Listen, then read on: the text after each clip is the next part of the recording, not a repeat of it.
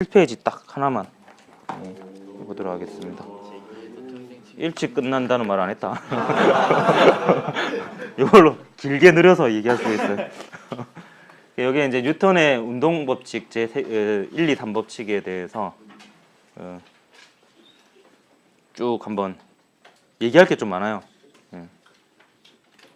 매년 좀 다르더라고. 어떤 애는 어떤 내용을 까먹고 얘기 안 하고, 어떤 애는 어떤 내용을 까먹고 얘기 안 하는데, 일단 봅시다.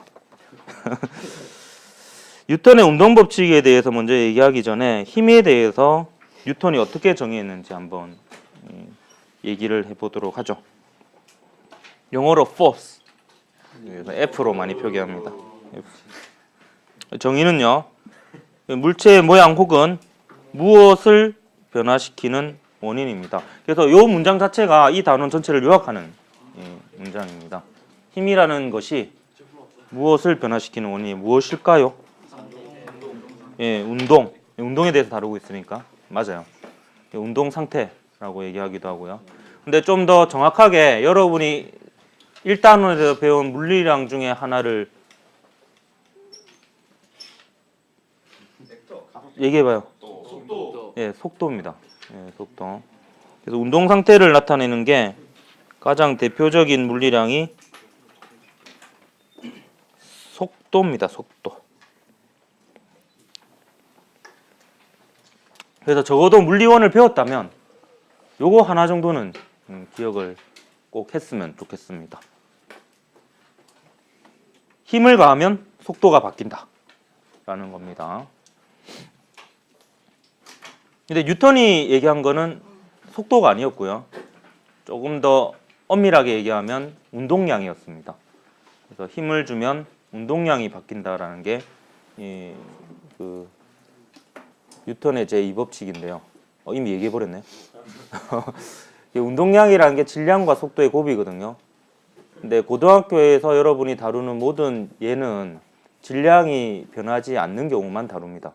그렇기 때문에 속도가 바뀐다 해도 상관이 없어요. 속도를 변화시키는 원인이 힘이다라고 해도 큰 문제가 없습니다. 그래서 이렇게 정의를 하도록 하겠습니다.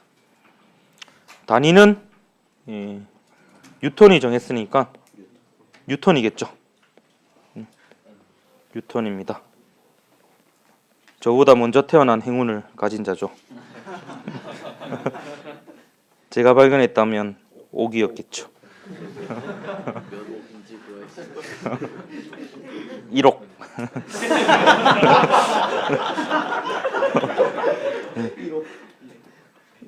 1억을 되게 좋아하더라고.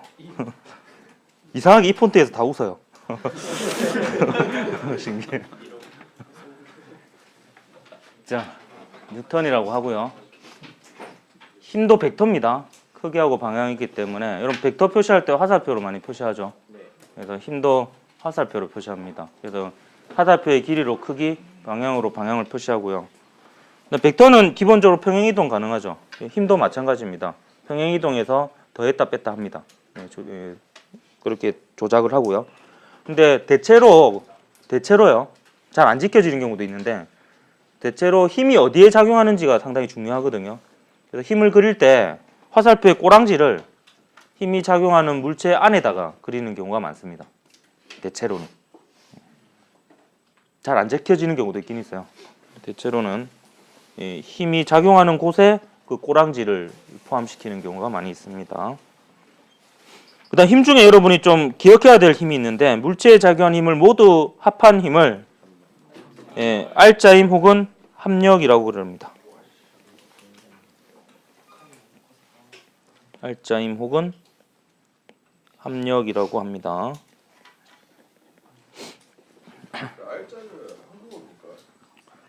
그럴걸요? 왠지 그런 느낌이지 않나? 한자어에 짜가 없을 것 같은데. 알짜짜?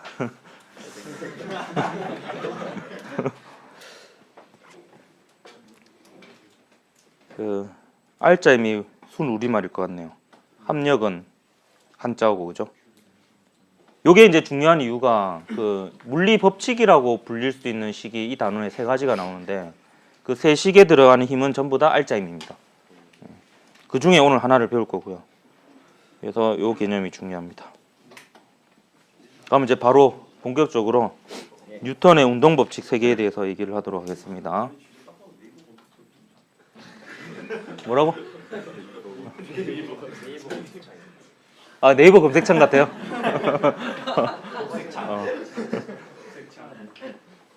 굳이 그걸 염두해서 그린 건 아닙니다. 제가 그냥 초록색을 좋아해서. 자, 뉴턴의 제1법칙은요. 먼저 적어 볼까요? F가 0이면 속도가 일정하다 라는 것이 뉴턴의 제1법칙입니다. 문장으로 쓰면 오래 걸리기 때문에 저는 이렇게 씁니다. 어차피 그 개념만 알고 있으면 되잖아. 이때 F는 뭘까요?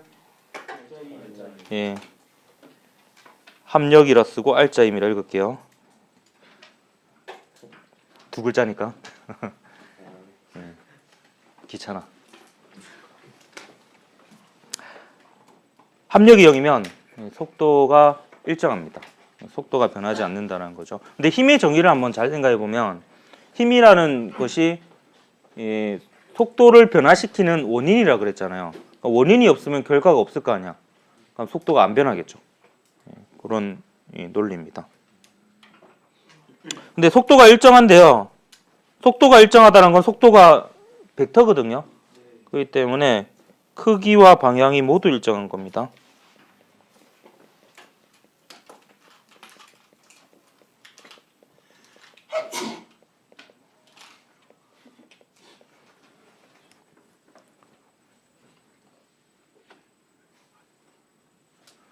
그럼 기본적으로 모든 물체는 아무런 원인이나 뭐 방해 이런 이유가 없으면은 자신의 속도를 유지하려고 합니다.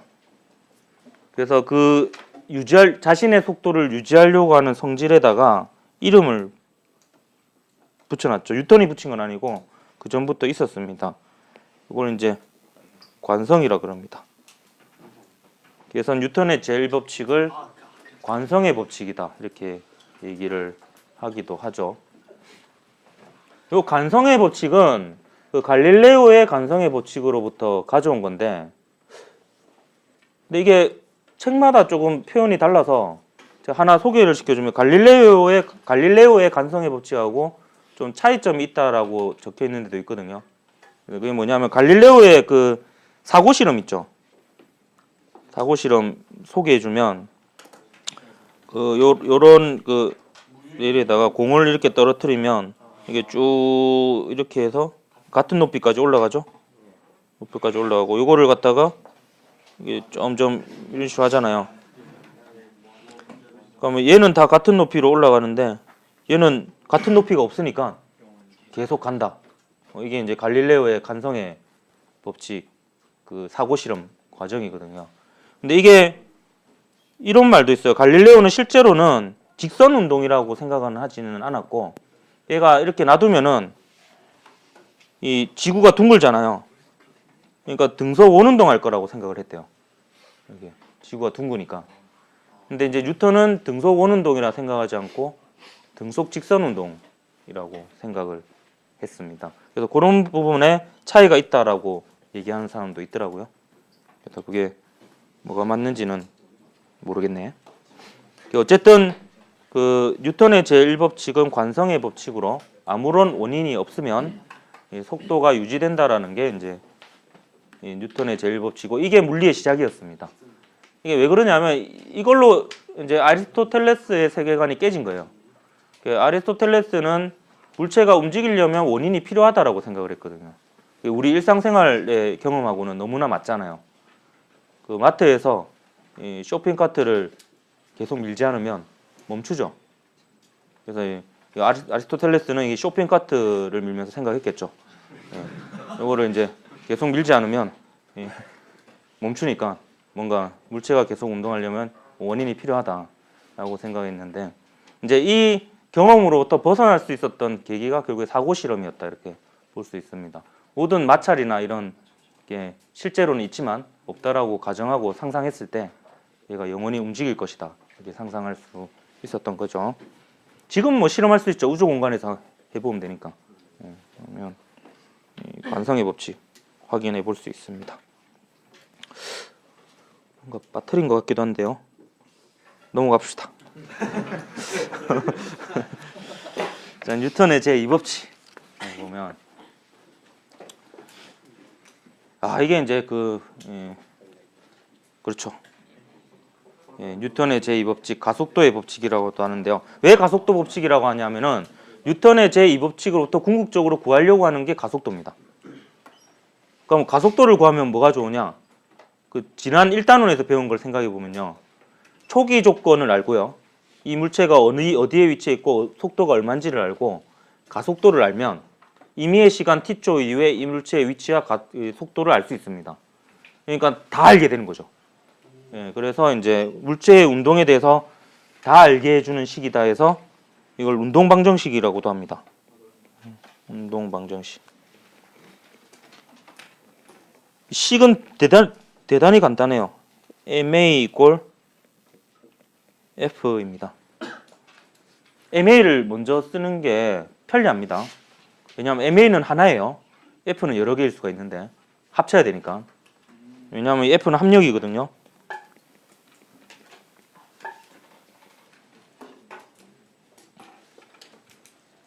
뉴턴의 이 법칙은 이거죠. 이제 힘이 0이면 속도가 안 변하는데, 그럼 힘이 0이 아니면 속도가 변할 거 아니야. 그럼 그때 힘이 0이 아닐 때의 식이다 이렇게 보면 되겠습니다. 물론 힘이 0일 때를 포함합니다. F가 0이면 뉴턴의 제1법칙이 되죠. 그래서 예전에 면접 질문 중에 뉴턴의 제1법칙이 뉴턴의 제2법칙의 일부라는 주장이 있는데 이거에 대해서 설명해봐라 라는 게 이제 문제였는데, 그러니까 1법칙이 2법칙에 속한다라는 거예요. 그 이유가 이제 2법칙에서 F가 0이면 되는 거죠. F가 0인 경우가 1법칙이다 이렇게 얘기할 수 있으니까 이게 하나의 법칙이다라고 볼 수도 있습니다. 요걸 이제 이렇게 놓고 설명하는 것보다 이렇게 놓고 설명하는 게 좀 더 의미적으로 맞는 것 같아요. 이렇게 써보면 요 A는 가속도입니다. 가속도. 자동차 엑셀 할 때 그 A, 엑셀.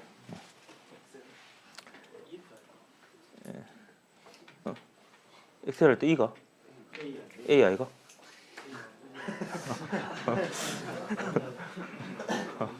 그 차 이름 엑셀 할 때 그 이고.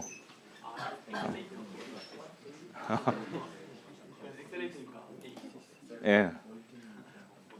가속도 엑셀레이션 아이가? 엑셀레이션. 저도 중학교 2학년 수준의 영어 정도는. 자, A가 결국에 속도가 변한다는 걸 나타내는 물리량이죠. 시간분의 속도의 변화량이니까. 그럼 F에 비례하잖아요. 그 뜻은 F가 A를 발생시키는 원인이라는 얘기가 될 수 있습니다. 그래서 F가 이 속도 변화의 원인이다 이렇게 볼 수 있고요. 그게 힘의 정의잖아요. 예. 힘이라는 게 속도 변화의 원인이죠. 예. 근데 똑같은 힘 1뉴턴을 주더라도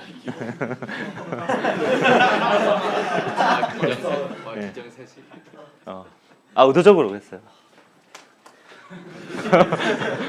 예, 똑같은 힘을 주더라도 그 질량 m이 크면 m은 질량입니다. 매스. 질량 m이 크면 속도가 잘 안 변하죠. 그래서 요 m이 관성의 크기입니다. 관성의 크기. 자신의 속도를 유지하려고 하는 성질의 크기가 질량이 되겠습니다. 물론 이제 나중에 일반 상대성 이론 얘기할 때 관성 질량과 중력 질량의 차이에 대해서 얘기를 할 기회가 있을 겁니다. 이거는 관성 질량인데요. 자신의 속도를 유지하려고 하는 성질의 크기로서의 질량입니다. 질량은 클수록 속도를 변화시키기가 어렵습니다. 저는 몸소 체험하고 있어요. 10년 전에 비해 질량이 꽤 크거든요. 축구할 때 느껴져요. 속도가 잘 안 변합니다.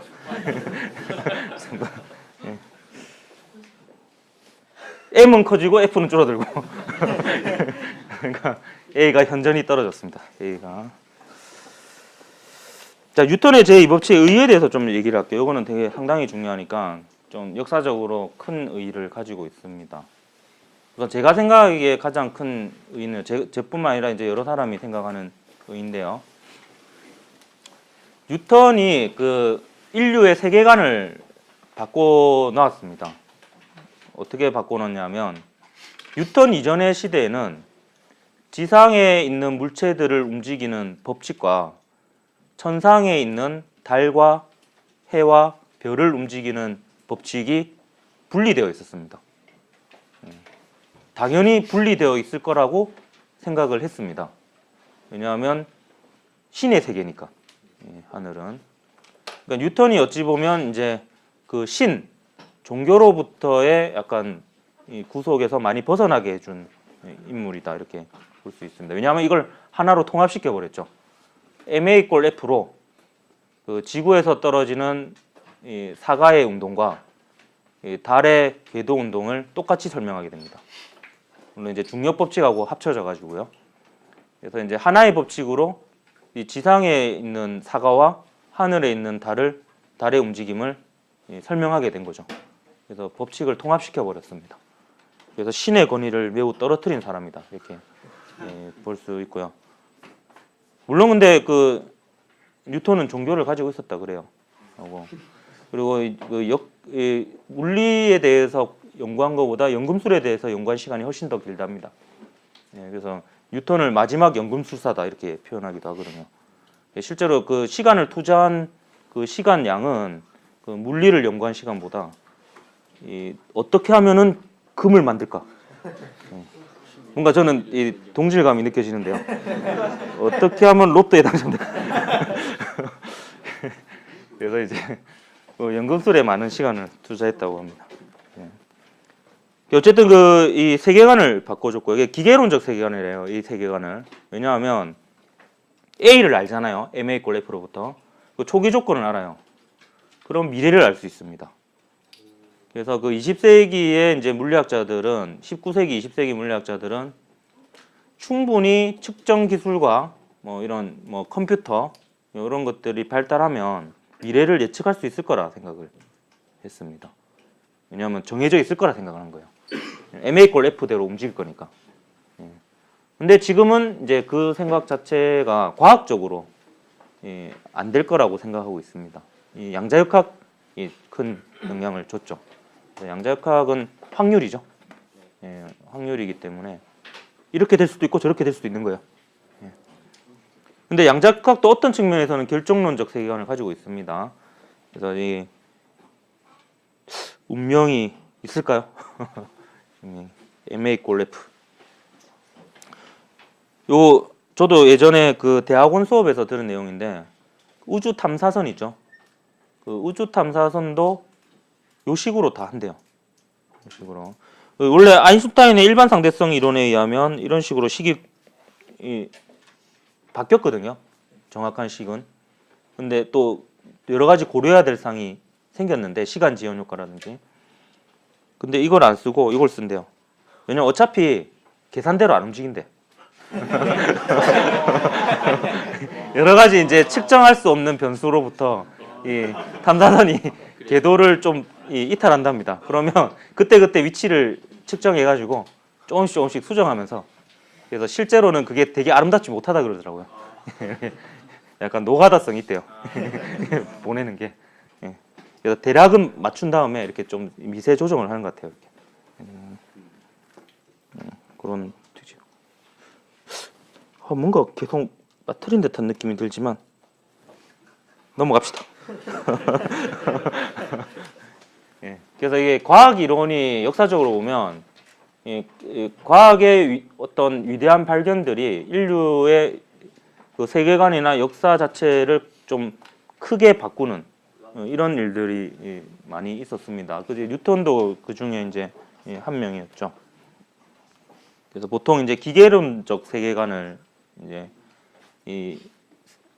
지배되는 것의 시작을 이제 뉴턴이 했다 이렇게 평가받아집니다. 그래서 우리가 문제 풀 때는 결국에 MA F를 통해서 가속도를 구하는 혹은 질량을 구하는 혹은 힘을 구하는 이런 과정들을 다음 시간에 쭉 해볼 겁니다. 그 다음에 이제 뉴턴의 제3법칙은요 1법칙, 2법칙하고는 조금 성격이 다른데요.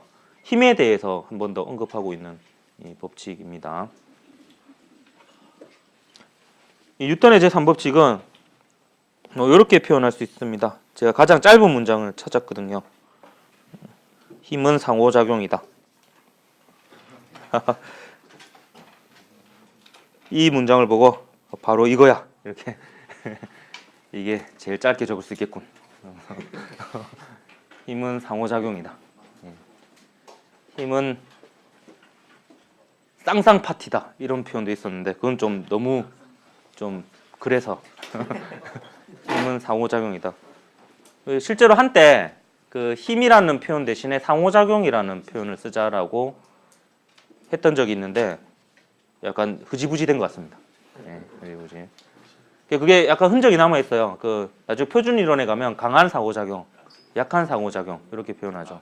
그게 이제 그 운동의 약간 흔적입니다.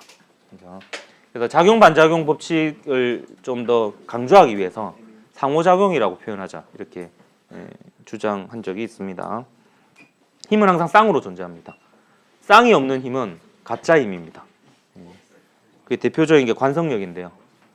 그 다음에 얘기하고요. 로켓이 앞으로 가속될 수 있는 과정에 대해서 설명해 보라면 몇 가지 오답을 학생들이 많이 얘기합니다. 대표적인 오답이 로켓이 땅을 밀면 땅이 로켓을 밀어요. 그래서 작용 반작용으로 오답을 잘 만들어내요. 그러면 뜨면 어떻게 할래? 땅이 없는데? 이러면 이제 한 단계 업그레이드된 오답을 얘기합니다. 로켓이 공기를 밀면 공기가 로켓을 밀어요. 그래요. 그래? 그러면 우주로 나가면 어떻게 되지? 하면 이제 멘붕이 옵니다. 더 이상 밀 게 없네. 어떡하지? 있는데요. 우주에서는 이렇게 됩니다. 누가 그린지 몰라도 참 잘 그린 것 같아요.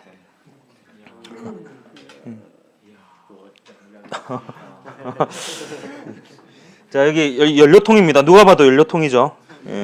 여기 딱 봐도 로켓이고요. 근데 여기 딱 봐도 가스죠. 연료가스 폭발합니다. 그러니까 역동적이죠. 막 가요. 근데 이게 요 녀석들은 대칭적으로 양옆으로 밀기 때문에 이제 상쇄됩니다. 근데 아래로 가는 그 기체가 가스죠. 가스 분자는 그냥 가요. 밀 데가 없으니까 그냥 갑니다. 관성에 의해서. 근데 요 앞으로 가는 가스 분자가 로켓의 연료통 안 벽을 앞쪽으로 밀게 됩니다. 그 힘으로 가속되는 겁니다. 그럼 그 힘에 대한 반작용으로 로켓은 가스 분자를 뒤로 밀겠죠. 그럼 그냥 뒤로 또 빠져나가는 거예요. 그러면서 이제 이 가스 분자하고 로켓이 서로 멀어지면서 서로가 서로를 밀면서 로켓은 앞으로 가속이 될 수 있는 겁니다. 이게 이제 정확한 설명이에요. 그래서 가스가 로켓을 미는 힘을 FAB라 그러고 로켓이 가스를 미는 힘을 FBA라 그러면 뭐 이렇게 표현하기도 합니다. 작용 반작용을. 항상 요 두 힘은 크기가 같고 방향이 반대입니다. 그 힘은 상호작용이고 상호작용인 관계에 있는 두 힘은 크기가 같고 방향이 반대다. 이게 뉴턴의 제3법칙입니다. 요와 관련해서는 여러 가지 예들이 있는데요. 왜냐하면 모든 힘이 이해가 됩니다. 제가 서 있는 것만 해도 지구가 저를 잡아당기는 힘이 무게입니다. 무게. 그 무게만큼 제가 지구를 잡아당기는 거죠. 그러니까 여러분이 그 힘이 든다라는 표현이 정확한 표현이에요. 그럼 항상 지구를 잡아당기기 때문에 힘이 들고 있는 거예요. 저는 좀 많이 들죠. 힘이 많이 들어. 그리고 이제 그 바닥하고 닿여 있죠. 제 발바닥이 교실 바닥하고 닿여 있잖아요. 그러면 수직 항력을 서로 작용합니다. 그럼 내가 교실 바닥을 아래로 미는 만큼 교실 바닥이 나를 위로 밉니다. 크게 보면 세 종류예요. 중력 같은 원격 작용하고 접촉에 의해서 미는 힘, 수직 항력하고 실 있죠, 실. 실에 의해서 연결되면 당기죠. 실에 의해서 당겨지는 장력. 이제 이런 것들로 이제 힘이 이루어져 있는데 각각 전부 다 작용 반작용을 찾을 수가 있습니다. 그 고등학교 때 물리 선생님이 소개시켜준 하나의 팁을 알려주면 여러분 혹시 그 서해안에 혹은 동해안에 해군으로 입대를 하게 되어서 배를 타는 경우를 상상을 해 봅시다. 근데 이제 엔진이 꺼졌다 생각해 봐요. 근데 바람이 불어요. 북으로 갑니다. 북방 한계선을 넘어설 위기에 처했어요. 이때 이제 위기 대처 방법 알려주시더라고요. 작용 반작용을 떠올려라 하시면서 그 보통 해군 전투하면은 포가 있잖아요. 그 포는 배하고 고정되어 있으니까 배와 한 몸이라고 볼 수 있습니다. 그러니까 그 포를 북쪽으로 향한 다음 쏘죠. 쏘면 그 배가 포탄을 북쪽으로 밀죠. 그럼 포탄은 배를 남쪽으로 미니까 안전하게 귀가할 수 있습니다.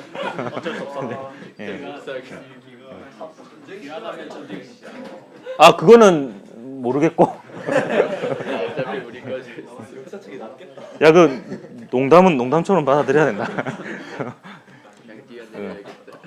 그래서 이 작용 반작용은 생각해 보면 여러 가지 방법으로 생각을 할 수 있습니다. 우주 공간에 우주 유영을 할 때 또 생각을 해보면 이제 만약에 그 끈이 끊어졌다, 그럼 우주선으로 복귀해야 된다 하면은 그 내가 내를 때리면 안 되지. 결국에는 뭔가 분리가 돼야 됩니다. 분리가 되어야지 이제 내가 그 분리된 녀석을 밀면 분리된 녀석이 나를 밀 수가 있는 거죠. 그래서 그런 식으로 뭐 자기 몸에 부착되어 있는 뭔가를 떼서 던져야 돼요. 예를 들면 이제 팔을 뗀다.